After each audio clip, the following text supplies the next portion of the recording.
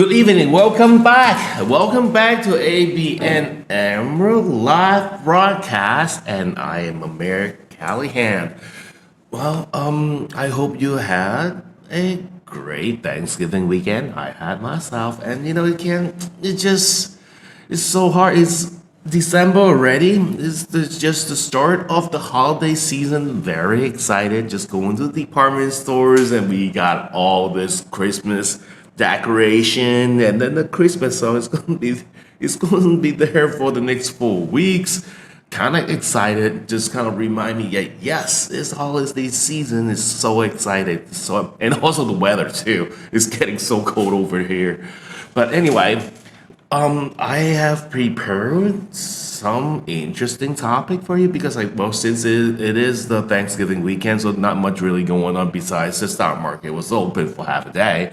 Other than that, we are on holiday mode. So, anyway, but still, I do have a lot of things for you. So, let's get going. So, first of all, as usual, we're going to go over this financial news, and then we will have market analysis. We have the stock market analysis and also crypto, and I'm liking the crypto too. And the reason why that is that right now it's so easy to trade now. The reason why is we found the support level for the crypto market. So basically, we already know exactly where it is. So anywhere, the crypto right now is not going to drop under certain points.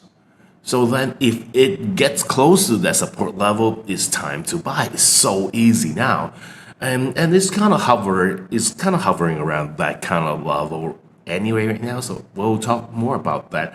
And yes, of course, we have AIXL going to be listing very soon. I usually call it it's going online soon. So anyway, let's get things started.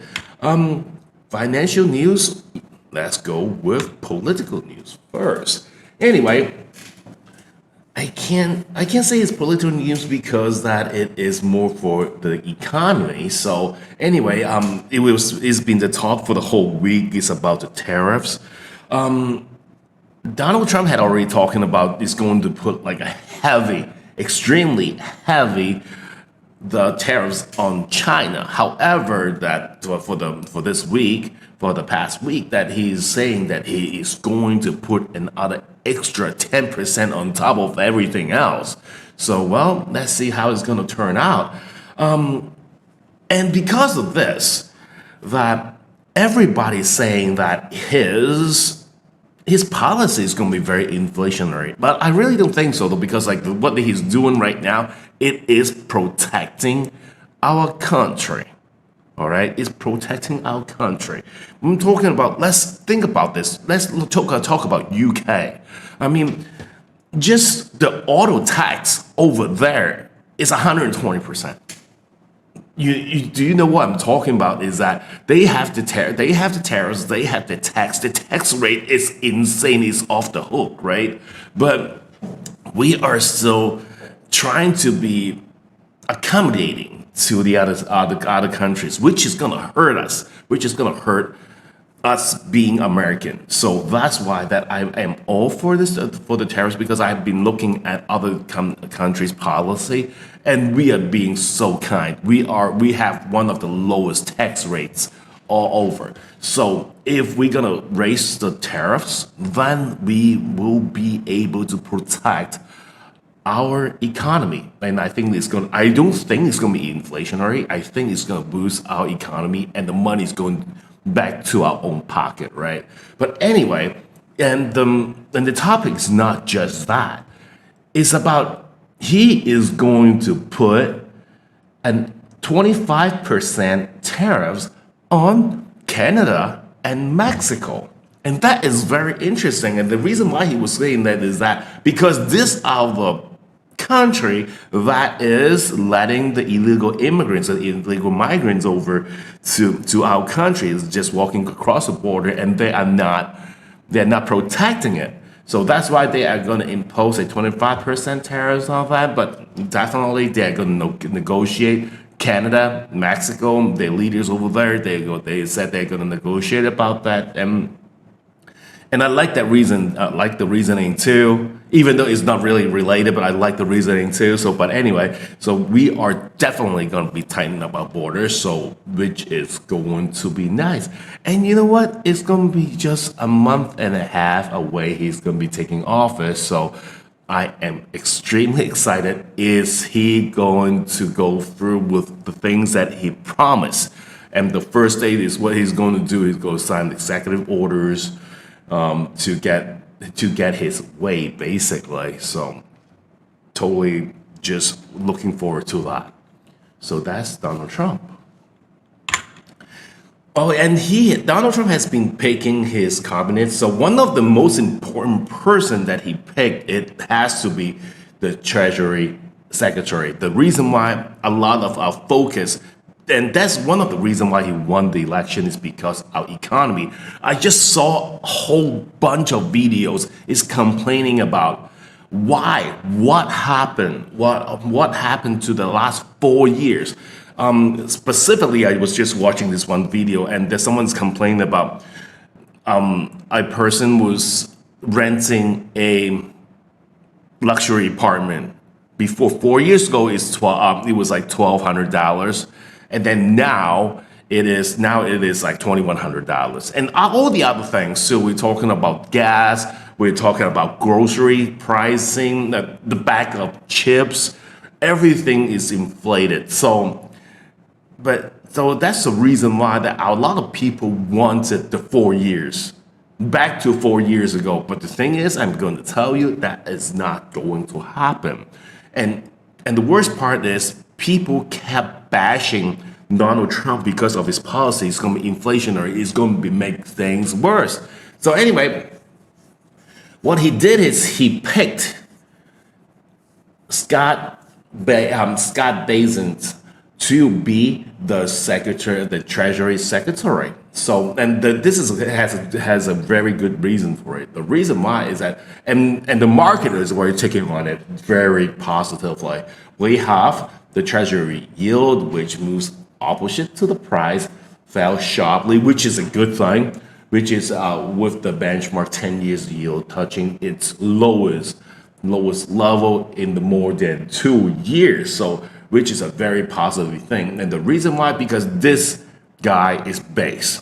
He is not like his policy, and he's known for his base policies, especially for the Treasury. So anyway,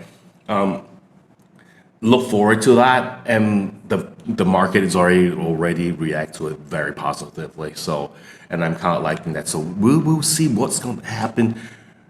Really, next year, January, when Donald Trump take office, and everybody's just changed, and we'll see what's going to happen. The next one is going to be the U.S. consumer spending increased solidly in October. Is it a good thing or not? Let's look into it, suggesting that economy maintained its strong pace. And keep in mind that I'm reading a report right now, but I definitely have a different opinion on that. So because it has a lot to do with, and a lot of people think, why am I talking all this, right? Well, it has a lot to do with how we trade our stocks, and now especially with our cryptocurrencies. Because like we do trade differently. We do trade. We have investment and trade. We can't separate it. We can't separate it differently. So that's why this will affect our target return. So anyway, let's get back into them. Let's get back into the report. So anyway, suggesting that the economy maintained its strong pace of growth early in the fourth quarter, but progress lowering inflation appears to have stalled in the past month. So the consumer spending, which accounted for more than 2/3 of the U.S. economy activity, that rose 0.4% last month after the upward revise of 0.6% advance in September.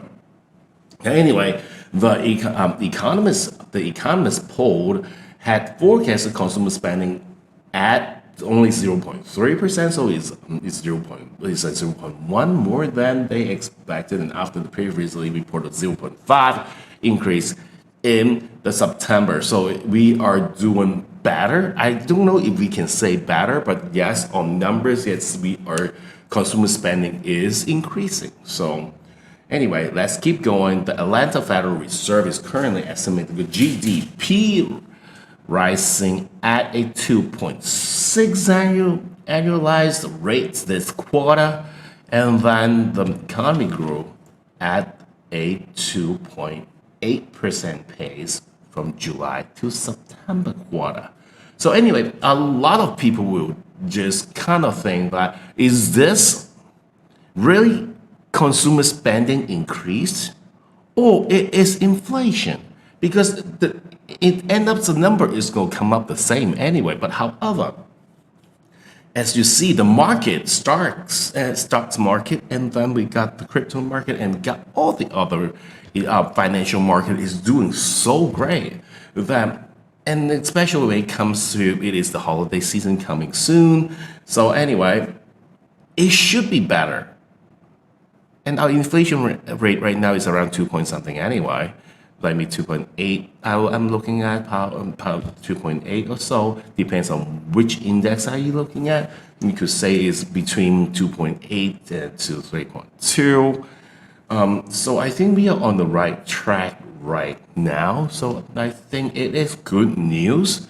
And hopefully the Fed is going to take this data as positive, and then we are going to have at least a 25 base point rate cuts next month, and that is going to drive. It is not next month; it is this month, so it's going to definitely drive our stocks and crypto market. So that is U.S. consumer spending.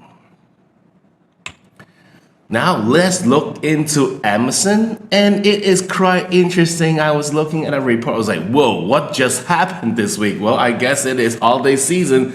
Those Amazon's, the executives are getting paid. So let's check this one out. It is interesting. Andrew Jassy, president and CEO of Amazon.com, recently executed a series of stock transactions involving the company's common shares. According to a filing with the SEC, Jassy sold the shares valued at approximately $4.16 million on November 21st. And the sales price is ranged from 196 to 202 per shares. And there are other ones. There are additional to the sales. Jassy also acquired shares through the exercise of the stock options. Though this transaction was recorded at no cost for him, it is a bonus for him. So following the transaction, Jassy's direct ownership amount to 2,087,710 shares that he has. Yes, he is rich. So anyway, but besides Andrew Jassy, we have Douglas Harrington, a CEO of the worldwide Amazon stores. So he also sold 6,104 shares of the Amazon stocks, with the purchasing range 198 to 202 per share. So the total value of $1.22 million. And the transaction also were part of the pre-estimate trade plans under Rule 10b-5-1, which he adopted on November 6, 2023. So he stock options 15,260 shares of the stocks. And there are more. We have the Amazon's VP selling worth of 759,000 worth of Amazon shares, and then we have the Amazon CEO of AWS also sold approximately 3 million shares. Yes, they are really getting paid for the holiday season. So yes, and does it hurt the stock price? So remember that When they are cashing out their stock options, especially, those are their bonuses.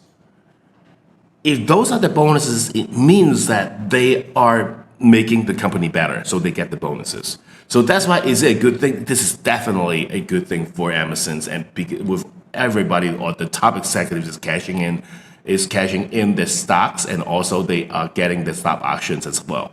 So let's look into the stock price higher than ever. We have $207. It was off on Friday. It's up 1%. And right now, it's still Amazon is still over 2 trillion worth market caps. Merry Christmas to all the executives over in Amazon. But anyway, there are the news from Amazon as well, because we have Amazon is setting its sights on new ventures, reducing its dependence on especially AWS on the AI, the data center, and all that. And all the data center, of course, the chips, where they get it from, the material, all the other things, where they get it from NVIDIA. So they try to reduce its dependence by developing their custom AI chips, just like OpenAI. So according to the Bloomberg report, that an effort is taking place in an engineering lab in Austin, Texas, where Amazon's engineers are working to challenge NVIDIA's dominance in the $100 billion AI chip market. So yes, is he ready for it though? Yeah, it's $100 billion AI chips market, and who has the most of the market shares? That's NVIDIA, especially AI chips.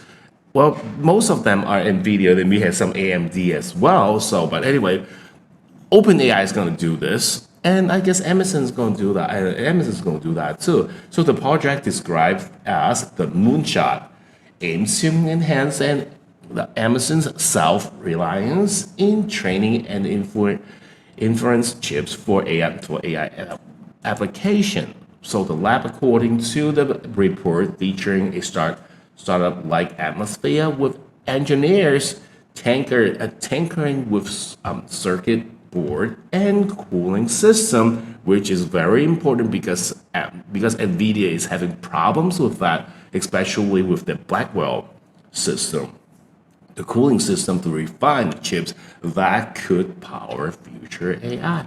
So anyway, let's look into, however, just the analysts suggest that NVIDIA's market leadership is far from being dethroned. So because you can't do it right now. They have been doing this for the longest time. The GPU market, really? The GPU started like 1999. So it takes them all these years to be known to be the biggest company in the world in value. So anyway, let's look into the stocks. NVIDIA right now is $138. It's for Friday, it's up 15%, which is great, because Friday, even though it's only half a day of trading, the tech was heavy. It was tech heavy. All the tech stock was up, so it was a great day. It was a great day for tech. So anyway, let's see if Amazon is going to be able to take on NVIDIA. The next one, I haven't been talking about this, but let's talk about gold.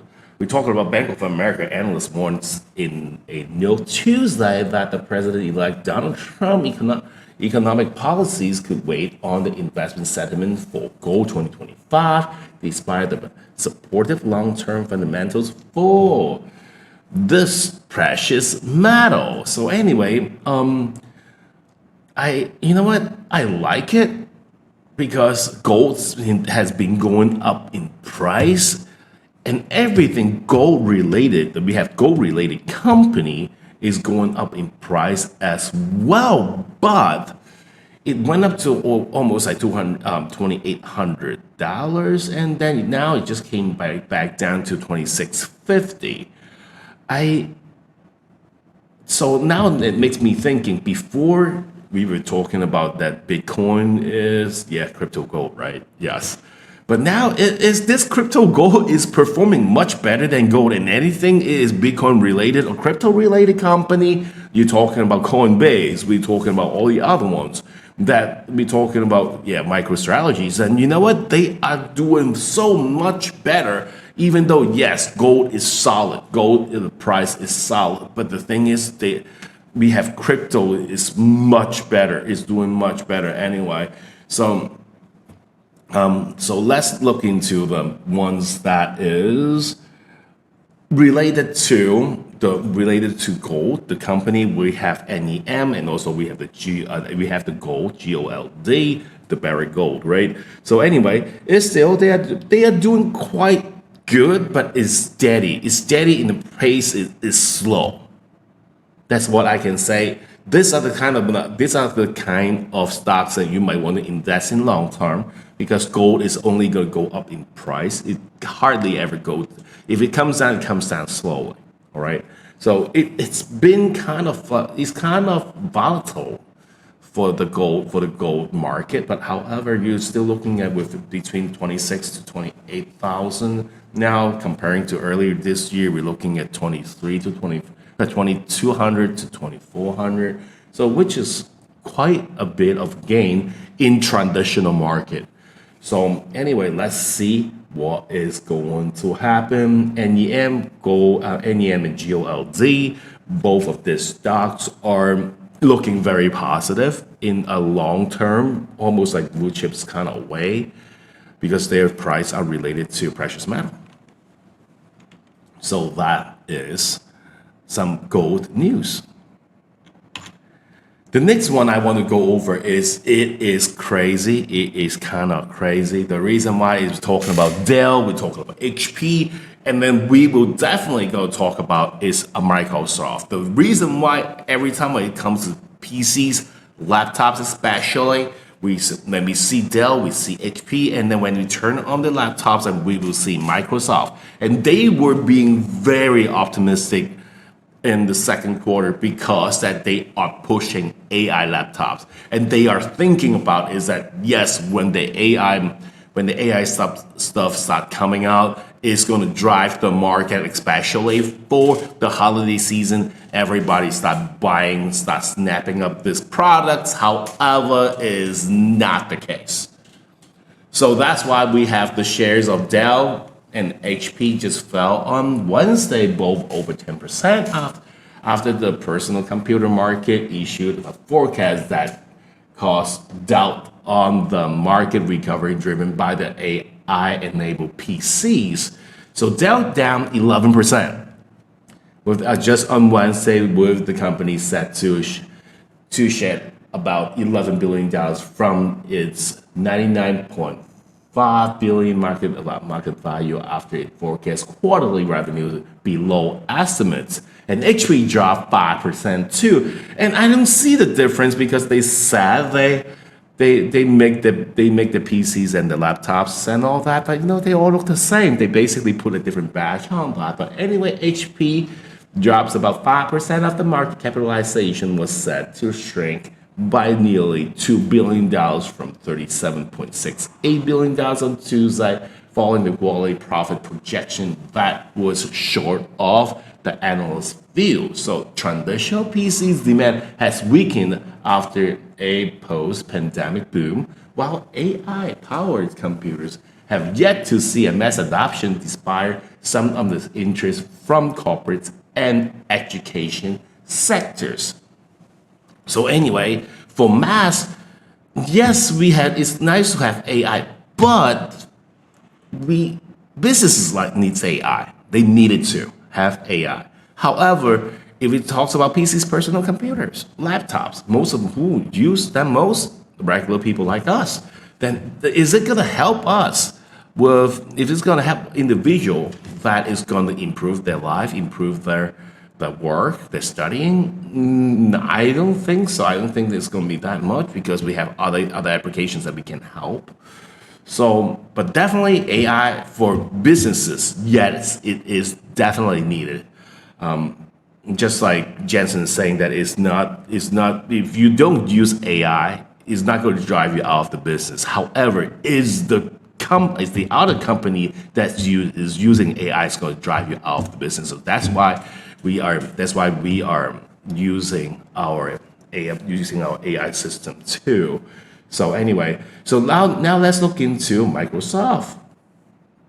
So expected computer upgrade cycle due. So Microsoft ending support for Windows 10 and transitioning to Windows 11 has lower than it is also slower than anticipated. So let's look into the stock for. We already know they all came down pretty hard on Wednesday. So anyway, Thursday.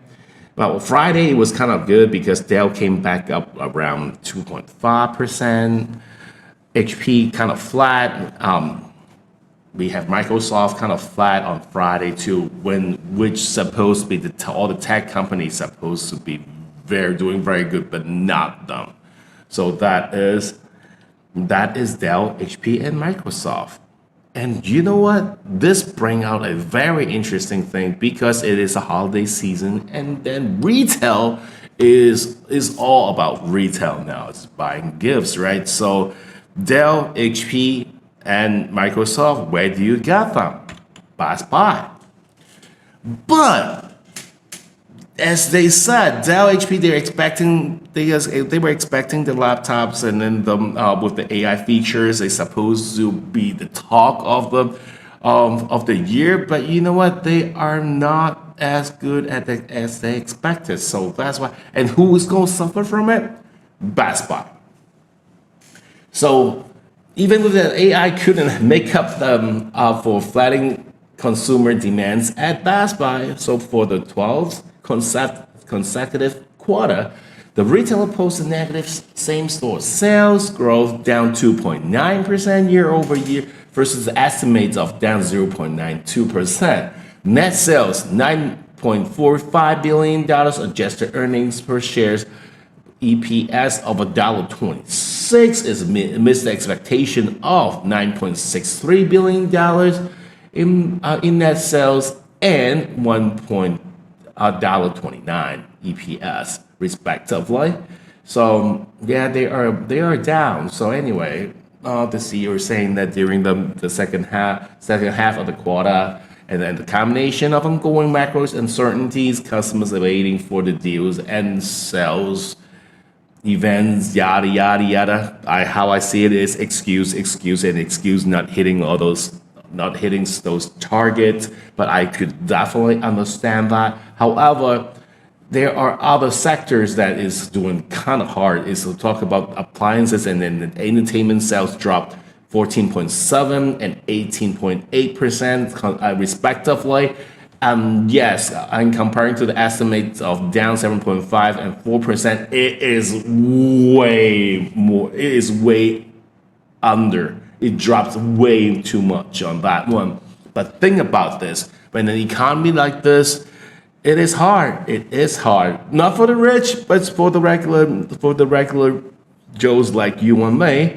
Then who is thinking about buying new appliances like washing machines and refrigerators? We don't think about that.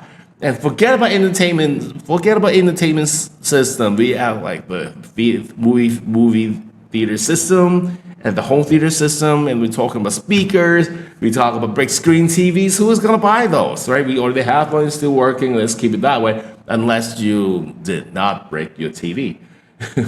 Lately, I saw a lot of people breaking TVs. So definitely, consumer electronics sales also declined 5.8%. However, some of we have computing and mobile phones saw a gains in sales of 3.8%. So the service also revenue is also up 6% as well. So both slightly beats the estimate. So anyway, but overall, Best Buy is down. But anyway, still, its stock's still up for Friday because it is still the holiday season. We are looking at $125, up 2.8%. Right now, the market caps is still at $57 billion. But anyway, the stock went down like 8% on Tuesday. So that is Best Buy.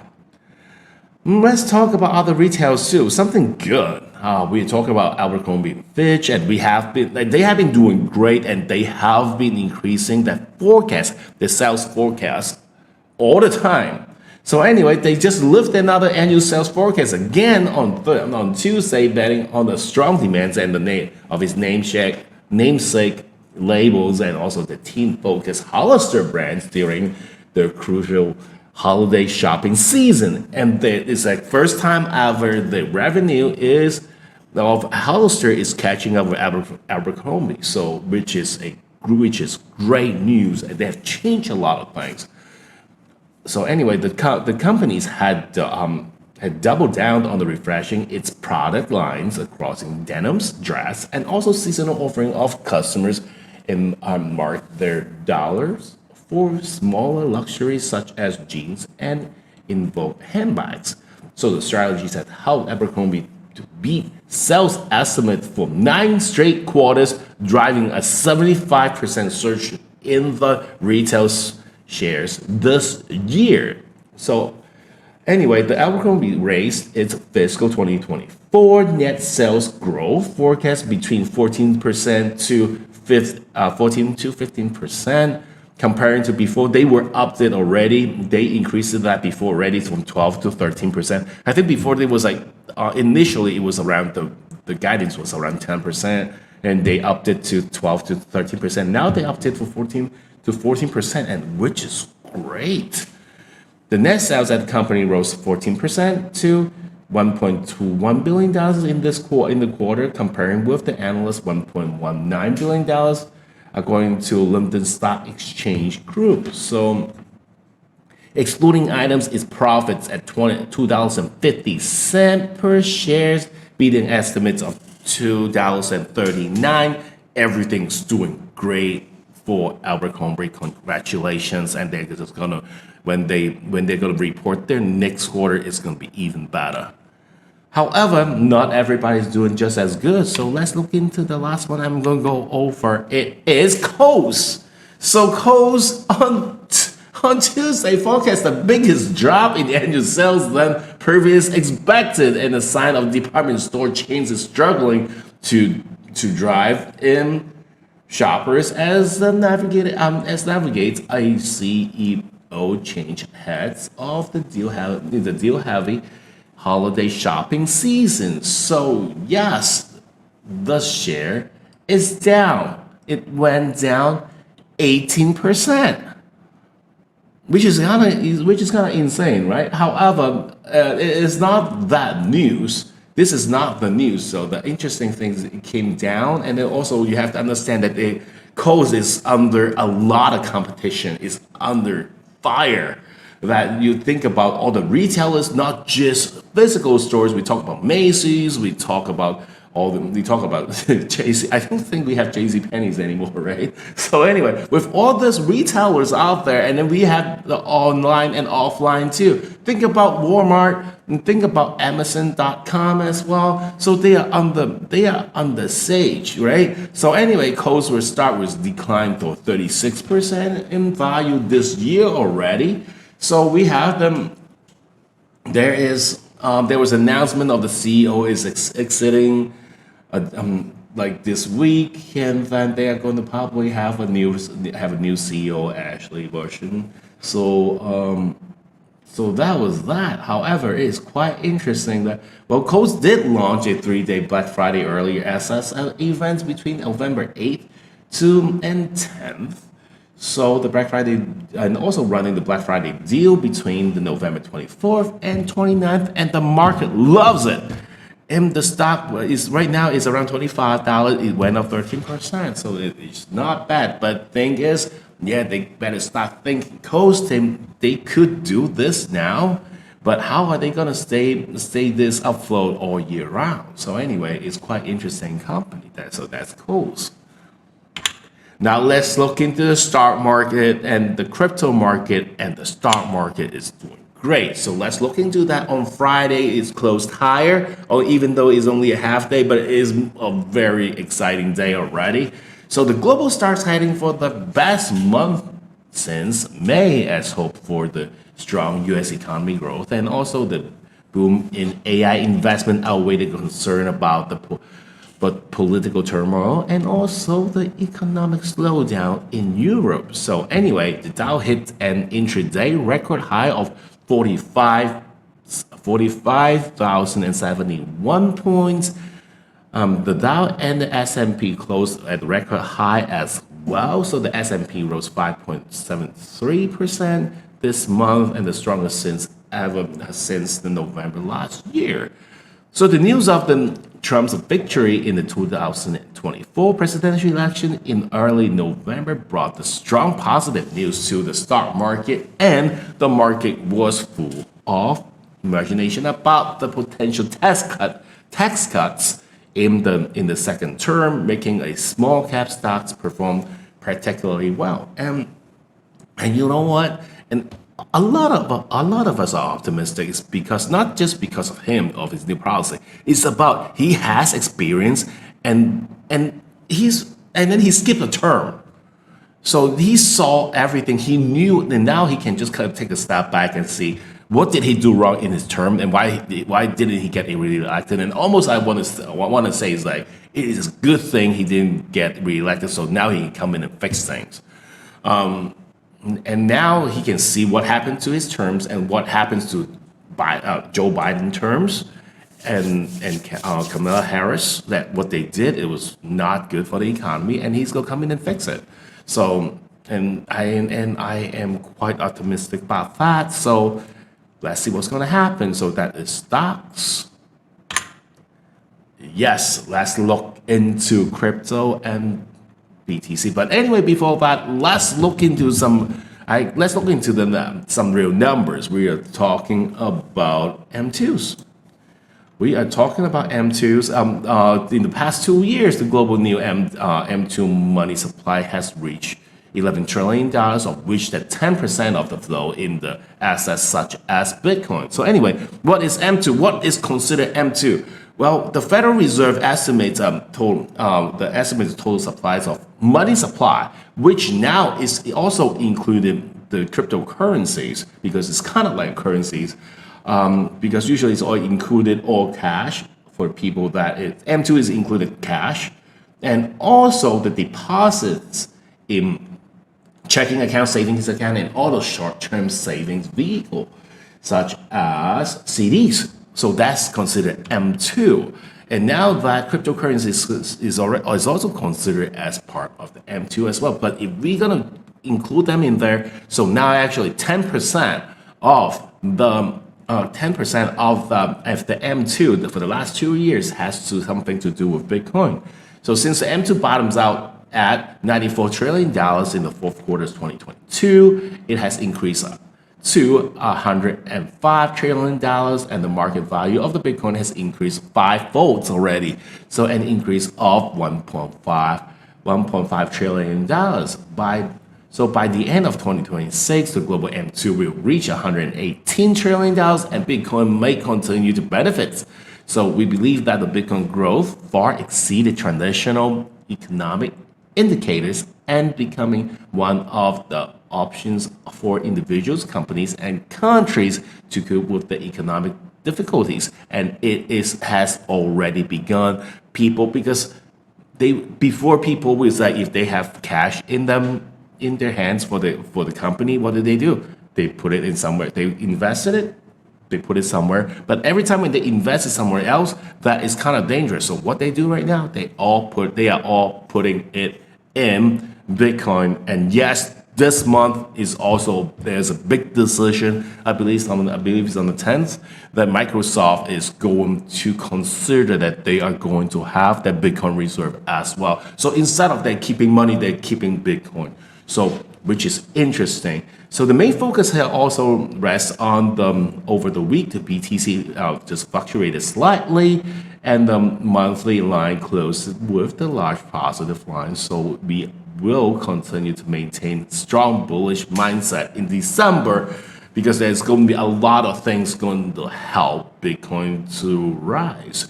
So anyway, the Bitcoin we'll see to give an opportunity. If you see anything close to between 92,000 and 94,000, buy it. That's an opportunity, because there's nowhere else but up. And we are very sure that right now their support level is $90,000. It should not go under that. If it goes under that, it's time to buy, because there are so many news out there. It's going to boost the price. Not just Bitcoin. We are looking at right now BTC. You're looking at close to $97,000, and then we have Ether at 36, close to 3,700. And we have Solana kind of flat, but anyway, it's close to 240 anyway. So all of this are doing great. Coinbase came back down a little bit, and now it's under $300. And then we have the MicroStrategy at 387, so it came back down from 400 over 400. So now it's taming. So anyway, let's look for the next wave of rises. So it gets to is our AIXL EIEO. And that is correct. So I saw a lot of you guys, and you have to understand this too. A lot of you guys are applying for it, and we are not the only company is applying for this. Okay. So anyway, not just our members. So you are looking at the AIXL is 50 cents, but the total supply of that is 100 million. It's 100. Actually, it's not 100. Is it 100 million? Yes, it's 100 million. Let me kind of look into that. It's 100 million. Yes, correct. But the circulations is only half of them. We have members already apply for like 2 millions already. So I mean, like usually we have members, we have people that apply for more than $1 million for the application. They usually get those allotment. They usually, in my experience, anything more over $1 million, I'm not talking about millions in corn, because million is only $500,000 because this is only 50 cents. However, I have seen a lot of the $1 million application. So yeah, anyway, just good luck to all of us that, we can get the allotment, because I can see a lot of potential in this. So application day is already started. A lot of you guys have already applied for it, and I've been seeing a lot of members just applying for it every day. Allotment day, so like the last day for the application is on the 3rd, so we have a couple days. And then we have the allotment day of, you will know exactly how much you're gonna get on the 4th, and then you have till the 12th to pay for your allotment. Listing date, it is on the 13th. Anyway, you will have the locked up date till the 20th, and this is quite important. And that's the reason why we want to do IEO, because the ICO, the initial coin offerings, and also the IDOs.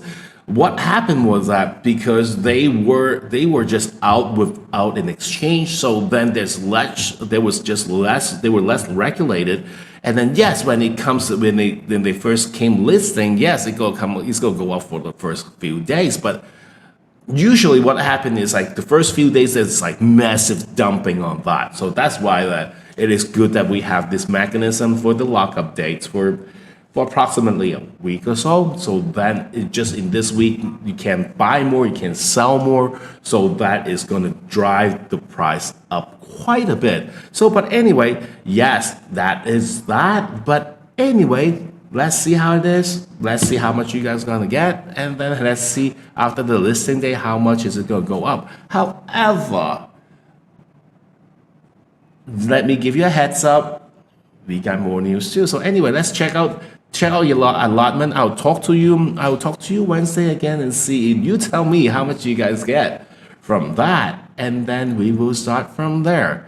And well, this is all we have for tonight. Happy holidays, and I will talk to you guys soon. Well, for the ones that it is still holiday, it is still kind of a long weekend. So anyway, have a lot of fun. But anyway, I will still be in the investment group, and we'll talk more about that. So anyway, I'll talk to you guys soon.